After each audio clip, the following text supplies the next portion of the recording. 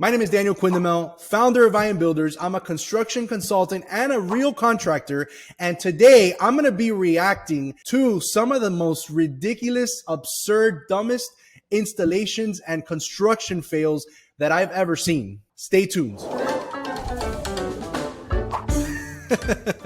So this is the stairs that never got finished. So this is very common in construction. People don't finish the job.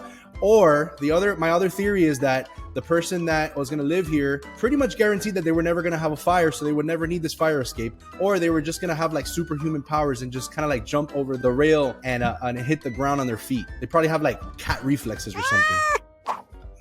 Oh my gosh. So this railroad was built incorrectly. This is a classic example of when your surveyor doesn't do a good job. He puts the points incorrectly, and then the guys in the field, they don't really think, and they just start laying the whatever it is. In this case, it's railings, it's concrete, and they just put the formwork down. But this is a classic example that if your survey is not done right, make sure you check your survey, because the points are most like 20% of the time wrong. All right, so in this scenario, when you're driving, you're just supposed to kind of like take a chance and hope that you get the green light. Maybe the designer was hoping that see that little reflection there? Maybe you'd be able to see if it was red or green or yellow. That's the only thing I could think about. All right, so those times that you are stuck trying to find a parking and you're just kind of like circling around just to kind of kill time, you can just kind of take your car down this ramp and kind of like use it as a roller coaster. Woo! Now, why does this happen? So this happens because architects are always changing stuff. So I bet you $100 that when they were designing this thing, we usually get revisions and addendums every time plans come out. But I guarantee that this architect started a ramp and then changed their mind midway, or the client, because the clients like to change everything. They come in and say, hey, you know what? I don't want the ramp here. I want it on the east wall. So this stairs was designed for Vision, which is the one of the Avengers. He can go through the walls. Again, this is a classic example of when architects are on a deadline and your construction people, the workers, don't think, they don't use their brain. Hello?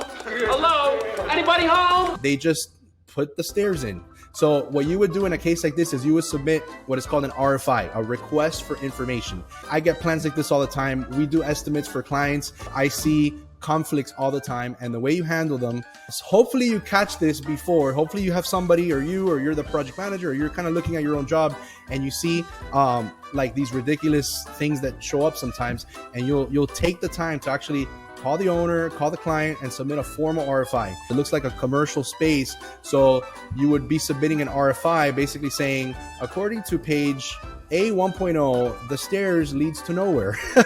Is your client going to be walking through walls, or do we need to put a door here? So probably they had a door and they never, updated the plans, and voila, this is what we get. So this is a perfect example of when an architect doesn't know the existing conditions. See, what happens is architects are always in a rush. Architects have deadlines just like you and me. They're trying to get their permit set completed, and they're in a rush. So basically, the first thing you have to do, and I learned this from a former US Marine. He was my general superintendent. He was a mentor of mine.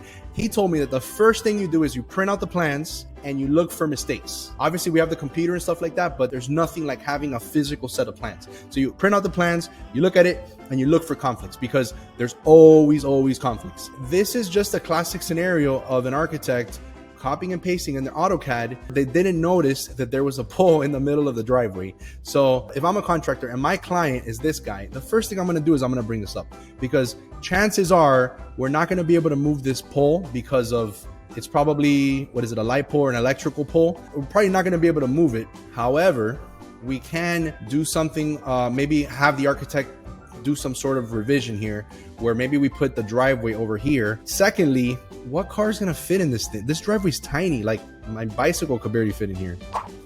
All right, so if you know how to pop a wheelie, then what you do is you go on the right side and then you just kind of jump the bollards. When I saw this, I was thinking of like the Olympics. What happens is the civil engineer, this is actually a civil engineer field right here. He needs to know that bollards are going to go there. And most of the time this happens because of lack of coordination between people within the company. One guy's drawing the signs, then the other guy's figuring out where the bollards have to go and figuring out the details. All right, so this one this little outhouse. I was sitting here thinking about, I was like, man, how is it possible that this can't be? I think this might even be in the United States because look at the signs. My thought is that somebody didn't read the plans and didn't excavate, because these look like septic tanks here. They didn't excavate these septic tanks. Either that or they kind of say like, you know what, maybe somebody forgot their shovel or their excavator. I know what happened here. So the architect, you know, he knew that the balls fly, right? When they hit in baseball, this is a baseball field. When they hit the ball sometimes, this is to protect the person sitting down. No, so there are always, when you're doing stadiums, when you're doing certain projects, you have to take into account line of sight. As an architect, you have to take into account if something's gonna fit. Like I've seen scenarios where cabinets crash and things like that, but nothing like this. And this is just lack of coordination between the person who drew the chairs. Maybe it was a vendor, maybe it was a shop drawing, and the structure, because obviously this is a structural item and it's in the way. So the architects said, you know what, this guy, I'm going to protect this guy because he's not going to be able to sit here. So the ball's not going to be able to fly and hit him. All right, this is a perfect example of what I call intimacy. Bruh. You and your buddies have to go to the bathroom and, you know, you probably don't have that much time to hang out. So you got to chat while you're in the bathroom, right? What I don't get is, why do we have a brown toilet? There's a brown toilet and then there's some white toilets. I don't get it. The only other thing I can think of is that there's supposed to be some sort of stall here. I don't know. I'm not sure. But the good news is if you're sitting on the toilet, the one on the left here, you're going to actually be able to wash your hands at the same time. Like you can wipe and wash your hands at the same time. Hey, so what do you think about those construction fails? Those were some of the funniest pictures and installations and overall construction fails that I found. So I thought they were so funny that I made a part 2 right over here. So if you want to see more, go ahead and click that video.